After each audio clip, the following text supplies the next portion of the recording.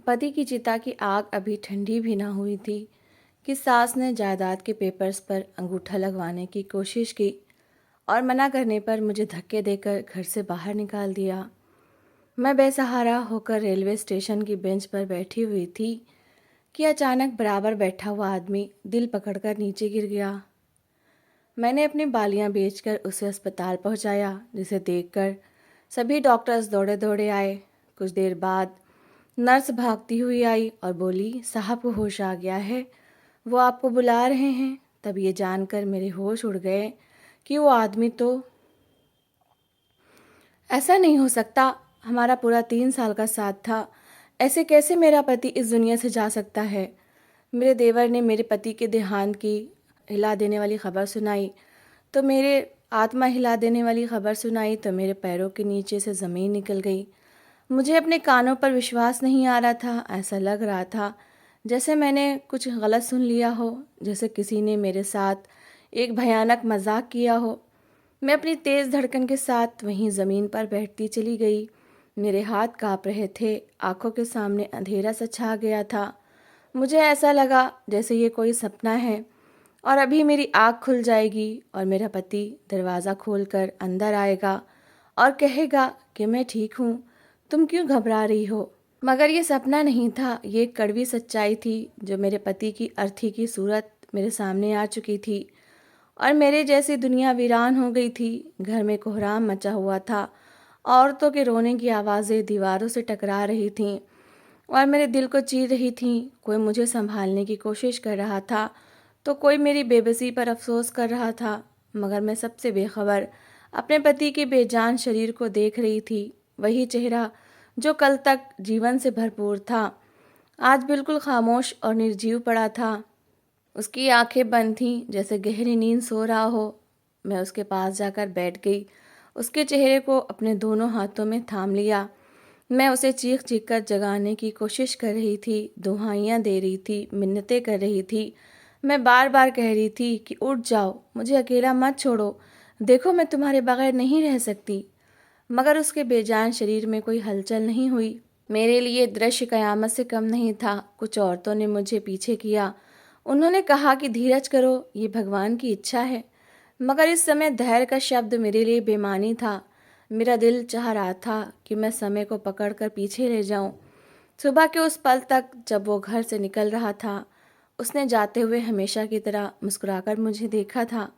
मैंने उसके लिए नाश्ता तैयार किया था, मैंने उसकी शर्ट के बटन खुद बंद किए थे, उसके बालों को हाथों से संवारा था। वो हंसते हुए कह रहा था कि तुम हर बात पर चिंता करती हो, मैं जल्दी वापस आ जाऊंगा। काश मैं उसे रोक लेती, काश मैं कह देती कि आज मत जाओ, काश मैं उसकी आंखों में छुपी थकन को पहचान लेती। मगर इंसान अपने भाग्य के आगे बेबस हो जाता है। थोड़ी देर बाद मेरे पति के शरीर को अंतिम स्नान दिया गया।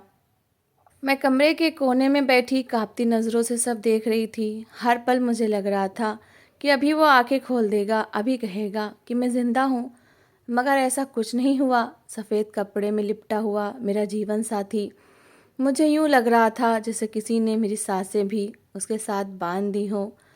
जब उसे घर से बाहर ले जाया गया तो मेरा दिल जैसे सीने से बाहर निकल आया। मैं दरवाजे तक दौड़ी, मेरा शरीर काँप रहा था। मैंने आखिरी बार उसका चेहरा देखा और वो दृश्य मेरी आंखों में हमेशा के लिए बस गया। उसका अंतिम संस्कार कर दिया गया। मिट्टी और राख के नीचे मेरा सब कुछ दफन हो गया था।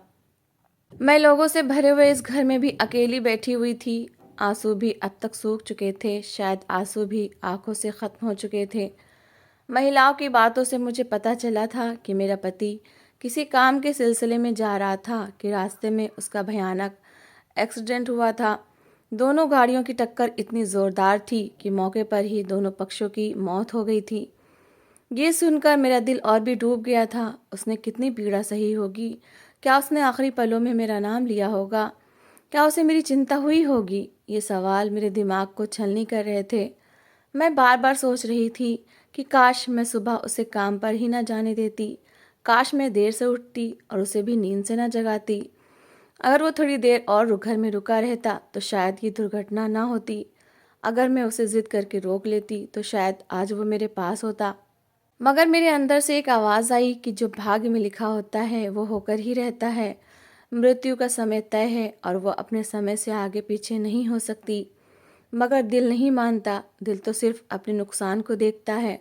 बहरहाल मेरा सदमा गहरा था और मुझे सदमे में दिलासा देने के लिए भी कोई मेरे आसपास नहीं था। मैं गरीब घर से थी, लेकिन मेरे पति के साथ मेरा प्रेम विवाह हुआ था। मैं शुरू में उसके घर वालों ने इस रिश्ते को स्वीकार नहीं किया था, मगर उसने सबके सामने मेरा हाथ थामा था। उसने कहा था कि वो मेरे बगैर नहीं रह सकता। उसने हर विरोध का डट कर सामना किया था। इन्हीं यादों ने मेरी आंखों में फिर से आंसू भर दिए थे। मेरी शादी के इन 3 सालों में मेरे पति ने मुझे इतना प्यार दिया था कि मेरी ज़िंदगी में किसी चीज़ की भी कमी बाकी नहीं रही थी। वो मुझे रानी की तरह रखता था, मेरी हर छोटी बड़ी ख्वाहिश पूरी करता था। कभी मुझे एहसास नहीं होने दिया कि मैं गरीब घर से आई हूँ। मेरा पति काफ़ी ज़्यादा अमीर था, उसे विरासत में जायदाद का एक बड़ा हिस्सा मिला था। उसके साथ साथ वह खुद भी बहुत मेहनती था, एक अच्छी जगह पर नौकरी करता था। उसकी तनख्वाह अच्छी खासी थी, हमारा गुजारा बहुत अच्छे तरीके से हो रहा था। हमने भविष्य के कितने सपने देखे थे। वो कहता था कि हम एक बड़ा सा घर बनाएंगे, उस घर के आंगन में फूल लगाएंगे, हमारे बच्चे उसी आंगन में खेलेंगे। मैं उसकी बातें सुनकर मुस्कुरा देती थी। आज वो सारे सपने टूटे हुए शीशे की तरह मेरे दिल में चुभ रहे थे। हम अपनी ज़िंदगी में बहुत खुश थे, मगर खुशियों के ये पल बहुत कम समय के लिए साबित हुए। मेरा पति इस दुनिया से चला गया था और मैं अकेली रह गई थी। मेरी सास भी मेरे साथ ही रहती थी, मगर मेरे दिमाग में अब आया कि मेरे पति की मृत्यु से लेकर उसके अंतिम संस्कार तक मेरी सास ने एक बार भी मुझे तसल्ली या दिलासा नहीं दिया था। बल्कि वो तो मेरे पास तक नहीं आई थी। मैंने सोचा कि शायद वो अपने दुख में डूबी हुई हैं। आखिर उन्होंने भी तो अपने बेटे को खोया था। ये कोई आसान सदमा तो नहीं था जो वो ऐसे सहन कर लेती। ज़रूर उनके लिए भी ये बहुत ज़्यादा दुखद बात थी, मगर दिल के किसी कोने में एक हल्की सी चिंता भी जन्म ले रही थी। उनकी नज़रों में एक अजीब सा रूखापन था, जैसे वो मुझे देखकर कुछ सोच रही हो। मैंने इस विचार को झटक दिया। अभी मैं किसी शक का बोझ नहीं उठा सकती थी। मैं अपने कदमों को घसीटते हुए उठी और धीरे से अपने कमरे में आकर दरवाज़ा अंदर से बंद कर लिया। ये वही कमरा था जहाँ हमारी हंसी गूंजती थी, जहाँ हमने साथ बैठकर चाय पी थी, जहाँ उसने मुझे पहली सालगिरह पर सरप्राइज़ दिया था। अभी कल ही तो इस कमरे में मेरा पति मेरे साथ था। मैं बिस्तर के किनारे पर बैठ गई, उसका तकिया अपने सीने से लगा लिया। उसकी खुशबू अब भी इस कमरे में बसी हुई थी। मैंने आंखें बंद कर लीं और यादों का एक सैलाब मेरे अंदर उतर आया। उसकी हंसी, उसकी आवाज़, उसका अंदाज, सब कुछ मुझे आसपास महसूस हो रहा था। मैंने धीरे से कहा कि तुमने वादा किया था कि कभी मेरा साथ नहीं छोड़ोगे, फिर आज क्यों चले गए? मेरी सिसकियां कमरे की खामोशी में गूंज रही थीं।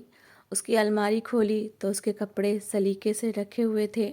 हर चीज़ वैसे ही थी जैसे वो छोड़ कर गया था। मैंने उसकी कमीज़ को हाथ लगाया तो यूं लगा जैसे वो अभी पहन कर आएगा। मैंने अपने आंसू पोंछे और ऊपर की ओर देखा। शायद अब मुझे ईश्वर से ही शक्ति मांगनी थी, क्योंकि उसके सिवा अब मेरा कोई सहारा नहीं था। मैं जानती थी कि ये परीक्षा आसान नहीं होगी, मगर मुझे जीना था उसकी यादों के साथ, उसके नाम के साथ, और शायद इसी उम्मीद के साथ कि एक दिन फिर किसी और जहान में हम मिल सकेंगे। ये सबसे बड़ी परीक्षा है, इससे बड़ा दुख शायद कोई और हो ही नहीं सकता। मैं समझ रही थी भाग्य ने मुझसे मेरा सब कुछ छीन लिया है और अब मेरे हिस्से में सिर्फ अकेलापन रह गया है। मगर मैं ये नहीं जानती थी कि इससे भी बड़ी परीक्षा मेरा इंतज़ार कर रही है। इंसान जब एक सदमे से संभलने की कोशिश कर रहा होता है, तो ज़िंदगी उसे एक और झटका देने के लिए तैयार बैठी होती है। अगले दिन मेरे पति की 13वीं की रस्में थीं। घर में फिर से लोगों की भीड़ थी। पूजा हो रही थी, मंत्रों की आवाज़ें गूंज रही थीं।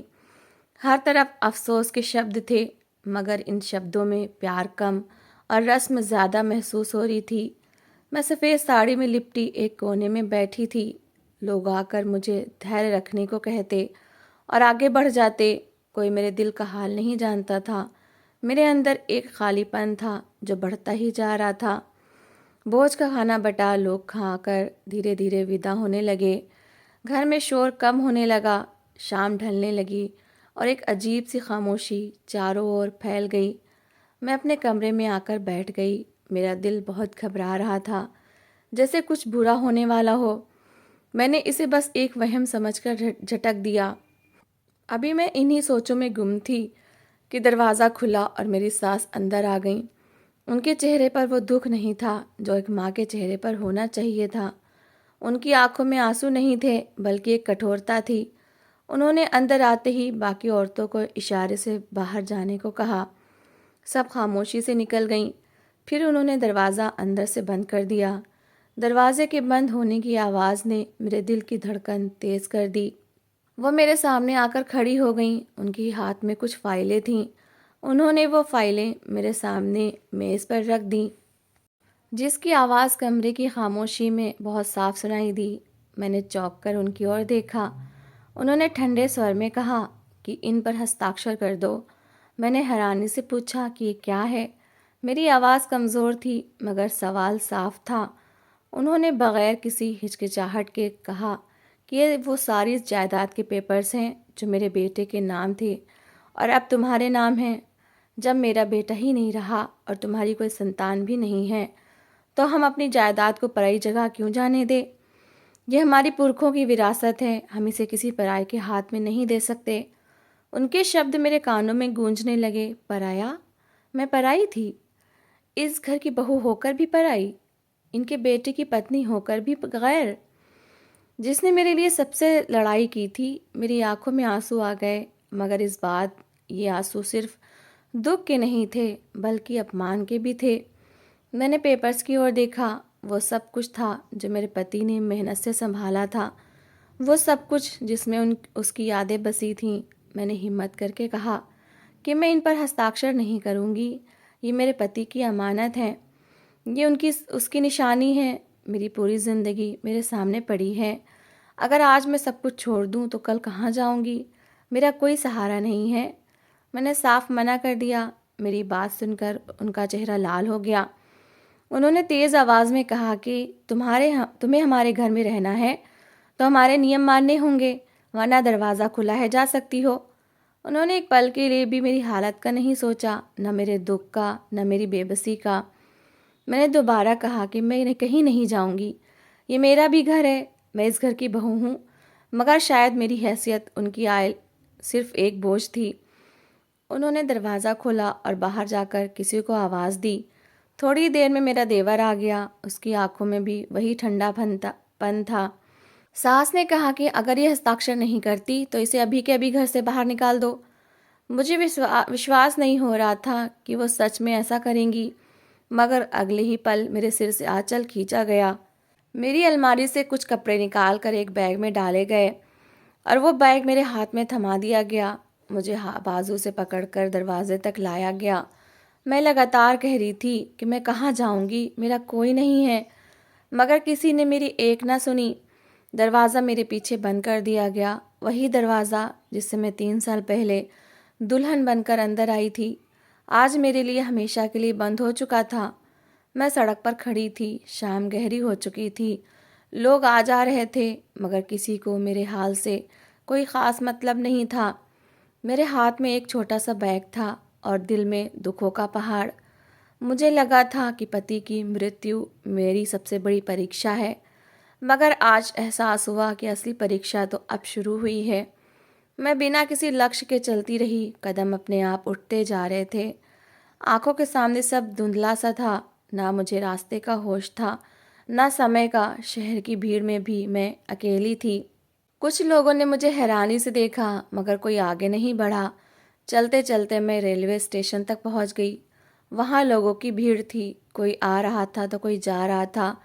किसी के चेहरे पर खुशी थी, किसी पर थकान, मगर मेरी हालत सबसे अलग थी। मैंने आसपास देखा और एक खाली बेंच पर जाकर बैठ गई। मैं रेलवे स्टेशन की इस ठंडी बेंच पर बैठी अपनी किस्मत पर आंसू बहा रही थी।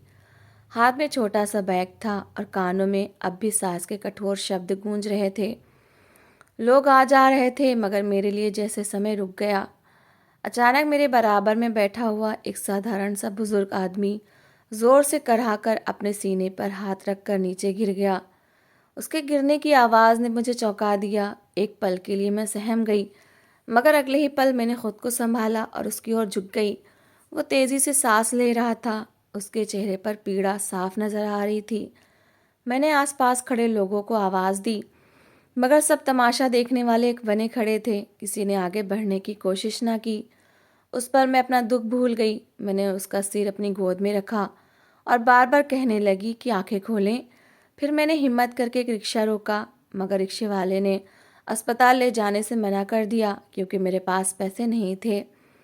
मेरी आंखों में बेबसी के आंसू आ गए। मेरे हाथ अपने आप ही मेरे कानों तक गए। मेरे कानों में सोने की बालियां थीं। मैंने उन्हें उतार लिया। सामने गहने खरीदने वाली दुकान थी। मैं दौड़ी और जल्दी में उन्हें बेच दिया। जितने पैसे मिले वो लेकर वापस आई और रिक्शा करके उस बुजुर्ग को अस्पताल ले गई।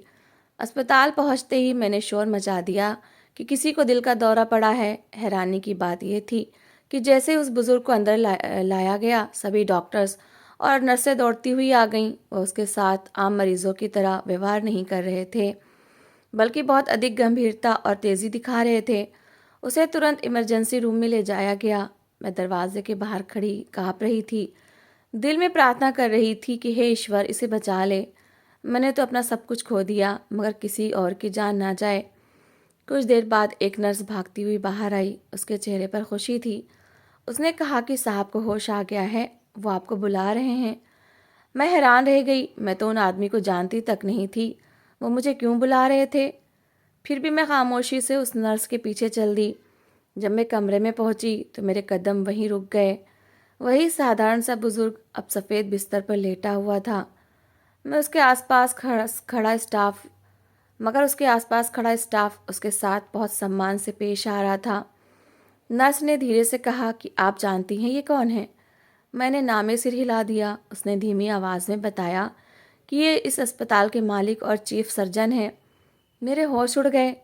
मैंने हैरत से उस बुजुर्ग की तरफ देखा। साधारण कपड़े, आम सा हुलिया। मुझे अंदाज़ा तक नहीं हुआ था कि वो इतनी बड़ी हस्ती है। उन्होंने कमज़ोर सी मुस्कुराहट के साथ मुझे अपने पास बुलाया। मैं धीरे धीरे करीब गई। उन्होंने मेरा हाथ पकड़ा और कहा कि बेटी, अगर तुम आज यहाँ मुझे ना लाती तो शायद मैं ज़िंदा ना रहता। मेरी आंखों में आंसू आ गए। मैंने कहा, मैंने तो बस इंसानियत के नाते अपना कर्तव्य पूरा किया है। उन्होंने नर्स को इशारा किया और कहा कि इस लड़की का पूरा ख्याल रखा जाए। फिर मेरी ओर देखकर बोले कि तुम्हारी आंखों में बहुत दुख है, क्या बात है? उनके स्वर में पिता जैसी ममता थी। न जाने क्यों मैं खुद को रोक ना सकी और सारी कहानी सुना दी। पति की मौत, सास का अत्याचार, जायदाद के पेपर्स, घर से निकाला जाना, सब कुछ वो खामोशी से सुनते रहे। उनकी आंखों में अफसोस था। कुछ पल बाद उन्होंने गहरी सांस ली और कहा कि दुनिया में रिश्ते कभी कभी खून से नहीं बल्कि चरित्र से पहचाने जाते हैं।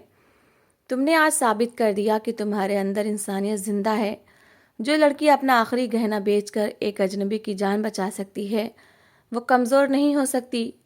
मैं सिर झुकाए खड़ी थी। उन्होंने कहा कि आज से तुम खुद को बेसहारा मत समझना। इस अस्पताल में एक सामाजिक विभाग है जहां विधवाओं और ज़रूरतमंद महिलाओं को नौकरी दी जाती है। अगर तुम चाहो तो कल से यहाँ काम शुरू कर सकती हो। रहने की व्यवस्था भी हो जाएगी। मुझे लगा जैसे अंधेरे में किसी ने दीपक जला दिया हो। मेरी आंखों से आंसू बहने लगे, मगर इस बार ये आंसू धन्यवाद के थे। मैंने कांपती आवाज़ में कहा कि मुझे काम की ज़रूरत है, मुझे किसी सहारे की नहीं, बस एक मौका चाहिए। उन्होंने मुस्कुराकर कहा कि मौका तुमने खुद कमाया है। फिर नर्स से कहा कि मेरे रहने की व्यवस्था की जाए और कानूनी विभाग को भी सूचना दी जाए। मैंने हैरानी से उनकी ओर देखा। उन्होंने कहा, तुम्हारे पति की जायदाद तुम्हारा अधिकार है, कोई तुम्हें उससे वंचित नहीं कर सकता। हम कानूनी मदद भी देंगे। मेरे दिल में पहली बार हल्की सी उम्मीद ने जन्म लिया। मैंने सोचा शायद ईश्वर ने मुझे पूरी तरह अकेला नहीं छोड़ा। शायद हर परीक्षा के बाद राहत भी होती है। मैंने दिल में अपने पति को याद किया और कहा कि देखो, मैं हारी नहीं हूँ। मैं तुम्हारी निशानी भी संभालूंगी और ख़ुद को भी। कमरे से बाहर निकलते हुए मैंने एक बार फिर उस बुज़ुर्ग की तरफ देखा जो अब मुझे अजनबी नहीं लग रहा था। वो मेरे लिए एक नई शुरुआत का कारण बन चुके थे। रेलवे स्टेशन की वो बेंच जहाँ मैं खुद को ख़त्म समझ बैठी थी, दरअसल मेरी ज़िंदगी के नए अध्याय की शुरुआत थी। मुझे अंदाज़ा हो गया था कि परीक्षाएं ज़रूर आती हैं, अगर इंसानियत ज़िंदा हो तो रास्ते भी अपने आप बन जाते हैं। अस्पताल के उस कमरे की खिड़की से छनकर आती सूरज की पहली किरण ने जब मेरी थकी हुई आंखों को छुआ, तो मुझे पहली बार महसूस हुआ कि कल की वो काली रात बीत चुकी है जिसने मेरी दुनिया उजाड़ दी थी। पति के देहांत के बाद सास और देवर का वो व्यवहार किसी जहर से कम नहीं था। बड़े साहब के शब्दों ने मेरे बुझे हुए दिल में उम्मीद की एक ऐसी जोत जला दी थी जिसने मुझे फिर से उठ खड़ा होने का हौसला दिया। उन्होंने वादा किया था कि वो न सिर्फ मुझे सहारा देंगे, बल्कि मेरी कानूनी अधिकार की लड़ाई में भी मेरा साथ निभाएंगे। अगले ही दिन बड़े साहब ने शहर के एक बहुत काबिल और ईमानदार वकील को बुलवाया। वकील साहब का चेहरा गंभीर था और उनकी आंखों में वो चमक थी जो केवल उन लोगों में होती है जो अन्याय के खिलाफ झुकना नहीं जानते। जब मैंने उन्हें अपनी पूरी आपबीती सुनाई कि कैसे पति के अंतिम संस्कार के तुरंत बाद सास ने जायदाद के पेपर्स पर मेरा अंगूठा लगवाना चाहा और इनकार करने पर मुझे अपमानित कर घर से बाहर निकाल दिया, तो वकील साहब का चेहरा क्रोध से लाल हो गया। उन्होंने मेरा हाथ थामकर कहा, बेटी तुम घबराओ मत, कानून की नज़र में तुम्हारे पति की मेहनत की कमाई और उनकी पुश्तैनी संपत्ति पर पहला अधिकार तुम्हारा है। तुम्हारी सास और देवर ने जो किया है वो न केवल एक पाप है बल्कि एक अपराध भी है। 2 दिन बाद पुलिस की एक छोटी सी टीम और वकील साहब के साथ मैं अपने उसी ससुराल के सामने खड़ी थी। वही दरवाज़ा जिस समय 3 साल पहले एक दुल्हन के रूप में अरमान लेकर अंदर गई थी और जिसे 2 दिन पहले मेरे मुंह पर बंद कर दिया गया था। जब देवर ने दरवाज़ा खोला और बाहर पुलिस को देखा तो उसके चेहरे की हवाइयाँ उड़ गईं।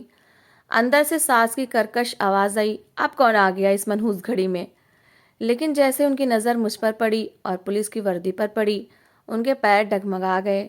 वकील साहब ने बिना कोई समय बर्बाद किए कड़क आवाज़ में कानूनी नोटिस उनके सामने रखा और कहा, श्रीमती जी, आपके बेटे ने जो संपत्ति अपनी मेहनत से बनाई थी और जो उसे विरासत में मिली थी, उस पर उसकी पत्नी का भी अधिकार है। आपने उसे बेसहारा समझकर घर से निकाला, लेकिन अब कानून अपना काम करेगा। सास की आंखों में अब भी वही नफरत और जहर था, मगर पुलिस को देखकर उस नफरत में भय का रंग भी मिल चुका था।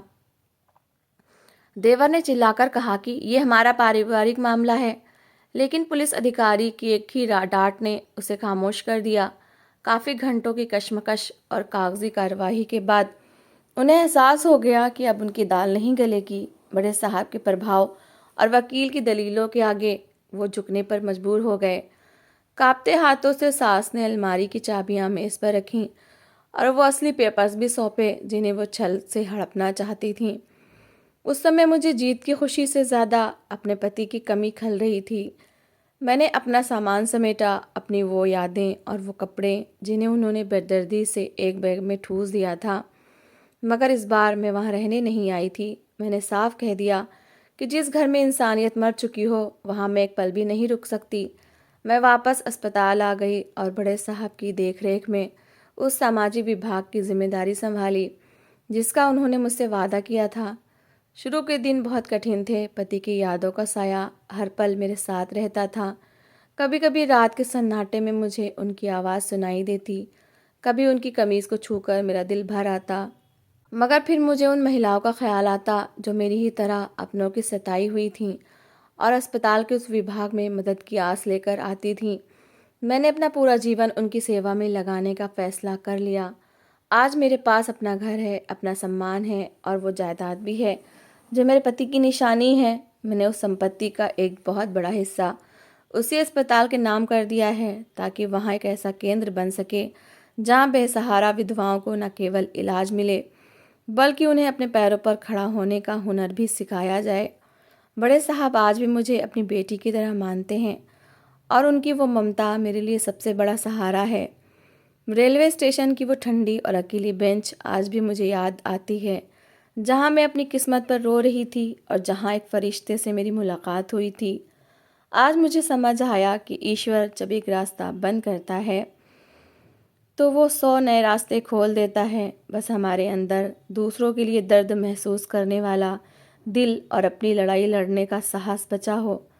अब मेरी आंखों में बेबसी के आंसू नहीं, बल्कि एक नई सुबह का आत्मविश्वास है। मैंने न केवल अपने पति का मान रखा, बल्कि खुद को एक नई पहचान भी दी। तो दोस्तों, इस कहानी को लेकर आपकी क्या राय है, कमेंट बॉक्स में ज़रूर बताएं। और अगर आपको हमारी आज की कहानी अच्छी लगी हो तो प्लीज़ इसे लाइक ज़रूर करें। अगर आपने अभी तक हमारे चैनल को सब्सक्राइब नहीं किया तो ज़रूर कर लीजिए। तो मिलते हैं ऐसी ही एक और मोटिवेशनल कहानी के साथ। Thanks for watching.